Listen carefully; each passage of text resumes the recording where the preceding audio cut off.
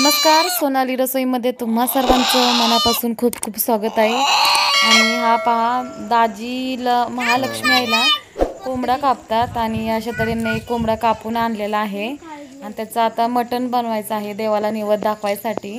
आणि बहिणीच्या घरी पण आले आज, म्हणजे घरची पण खात्यान। गावरान कोंबडं सगळ्यांनाच आवडतं, त्याच्यामुळे खूप चविष्ट पण असते।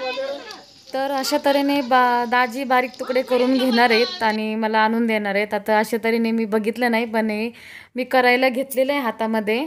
तर अशा तऱ्हेने मी त्याला मॅरिनेट करते, त्याच्यामध्ये लिंबू, हळद, मीठ, आलं लसणाची पेस्ट एवढं टाकून मी मॅरिनेट करायला एक अर्धा तास फ्रीजमध्ये ठेवणार आहे।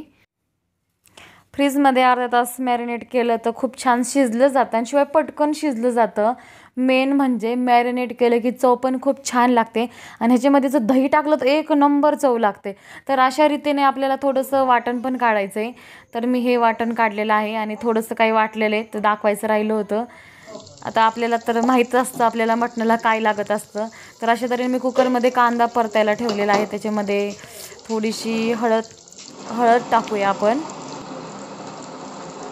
आणि चांगलं मिक्स करून घेऊया, कारण की त्याच्यामध्ये कांदा परतलेला आहे। आधी मी त्याच्यात कांदा टाकला होता। आता मी सोनाली रसोई म्हटल्यानंतर मला सगळीकडे भाजीच बनवायला होतात। आता अशा तऱ्हेने आपण त्याच्यामध्ये मटण टाकून घेऊया, म्हणजे आपलं गावरान कोंबडं ते टाकून घेऊया आणि छान असं परतून घेऊया, कारण की चांगलं मॅरिनेट झालेलं आहे, त्याच्यामुळे खूप त्याची छान चव येणार आहे। शिवाय लवकर शिजलं जाणार आहे। कुकरला का शिजवते का तर पटकन शिजलं जाईल, नाहीतर मग पातेल्यात आपल्याला उकडायचं म्हटलं तर भरपूर वेळ लागेल त्याला। त्याच्यामध्ये कुकरलाच मी शिजवून घेणार आहे आणि एक 4-5 शिट्ट्यामध्ये ह्याच्या फास्ट शिट्ट्या होतात, त्याच्यामुळे एक 4-5 शिट्ट्या करणार आहेत आणि असं थोडंसं हलवून घेते। 4-5 शिट्ट्यामध्ये शिजू शकतं हे। आणि अशाच तऱ्हेने आपण त्याला चांगलं थोडंसं परतून घेऊया, म्हणजे एक 2-3 मिनटं चांगलं परतून घेऊया, म्हणजे थोडंसं ते मटणसुद्धा चांगलं परतलं जातं। तर अशा तऱ्हेने मला आता कुठेही गेलं तरी मला आता कुठेही म्हणतात सोनाली रसोई, सोनाली रसोई, तूच बनव अशी सगळ्यांची इच्छा असते आणि तू खूप छान बनवते आणि तूच बनव। त्याच्यामुळे मला कोणाच्या हातचं आयतं खायला भेटत नाही, कारण की मलाच इथं सगळ्यांना बनवायला लागतं। ते म्हणतात तुझ्या हातचं खूप छान लागतं, मग त्याच्यामुळे मीच भाजी बनवली। तर अशा तऱ्हेने आपण छान असं परतून घेऊया। छान असा पिवळा कलर आलेला आहे त्याच्यामध्ये आणि आपण थोडंसं ह्याला पाणी शिजायला ठेवूया। तुम्ही थंडही घेऊ शकता आणि गरम पण घेऊ शकतात, पण म्हणजेच कोमट पाणी असलं तर थोडंसं आपलं मटण चवदारपणा येतो त्याला, मटणाला त्या। आणि अशा तऱ्हेने आता आपल्याला एक 4-5 शिट्ट्या करून घ्यायच्या आहेत। आता आपण ह्याचं झाकण लावूया। तर अशा तऱ्हेने आपण झाकण लावूया आणि ह्या कुकरमध्ये आधी मी भात शिजवला होता, त्याच्यामुळे ते कुकरच्या झाकणाला पांढरं लागलं आहे। अशा तऱ्हेने आपलं वाटण पण वाटून झालेलं आहे आणि किती मसाले लागतात तेही काढलेलं आहे, आणि घरचा काळा मसाला आहे, लाल मिरची आणि मटण मसाला एवढंच, बाकी काही नाही। अशा तऱ्हेने आपलं मटण शिजलेलं आहे। तर फोडणीला टाकूया आपण पहिल्यांदा आलं लसणाची थोडीशी पेस्ट आणि जे काही वाटण घेतलं आहे ते आपण असं ते सगळं परतून घेणार आहोत ह्याच्यामध्ये पातेल्यामध्ये। ऑलरेडी आपण थोडंसं ते सगळं परतूनच घेतो, कांदा म्हणा, डाळ म्हणा, जे काय आपल्याला माहीत असतं मटणाला काय काय लागतं ते आपण ऑलरेडी सगळं परतून घेतो। त्याच्यामुळे जास्त परतायची गरज लागत नाही ह्याला आणि जास्त तेल टाकायची गरज नाही त्याला, कारण की गावरान म्हटलं की त्याला थोडीशी तरी जास्त येतेच। तर छान अशा रीतीने आपण परतून घेऊया आणि त्याच्यामध्ये जे सांगितले आहे ते मसाले टाकूया।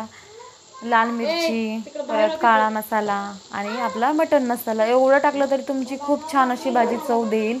आणि गावाकडलं मेन म्हणजे पाणी छान असतं, म्हणजे ते पाणी म्हणजे विहिरीचं पाणी असतं किंवा आडाचं पाणी असतं किंवा बोरचं पाणी असतं, त्या पाण्यामध्ये इतकी चव असते ना, तर भाजी कशी करा एकदम भारी होते। तिकडं गेल्यानंतर माणूस पोटभरच जेवण करतं, किती पण खाऊ सुटते, इतकं भारी लागतं ते।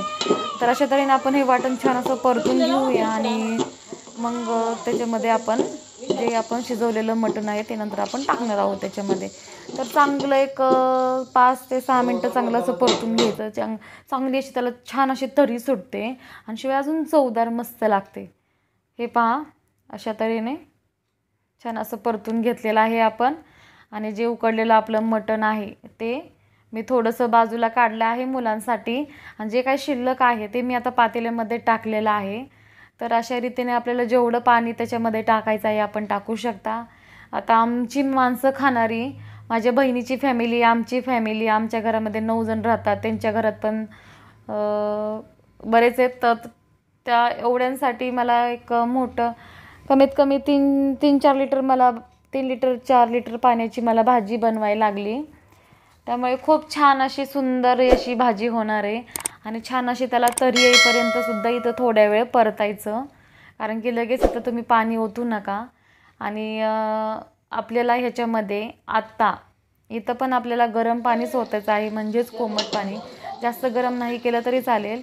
थोडं साईडला आपण दुसऱ्या गॅसवरती थोडंसं पाणी तापायला आपण ठेवूया, म्हणजेच त्याच्यामध्ये टाकायला. आणि थोडंसं ह्याच्यामध्ये तेल असल्यामुळे त्याला थोडंसं तवंग आलेला आहे. तर हे गरम पाणी आपण थोडं थोडं करून टाकूया, आपल्याला जेवढी भाजी हवी आहे त्यानुसार.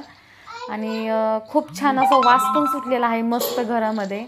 आणि आजीने बांगड्या भरलेल्या अशा नवनवीन, त्यामुळे हातात पण खूप छान वाटतं. तर अशा तऱ्हेने आपण चांगलं मिक्स करून घेऊया. आणि थोडीशी चव बघून तुम्ही ह्याच्यामध्ये नंतर मीठ टाकू शकता.